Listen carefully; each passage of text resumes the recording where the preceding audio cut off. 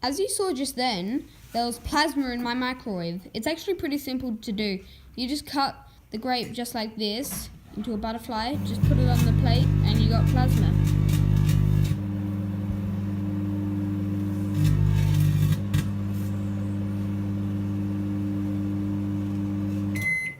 You can also put other objects in the microwave such as light bulbs, but I don't recommend doing it because it can damage or break the microwave.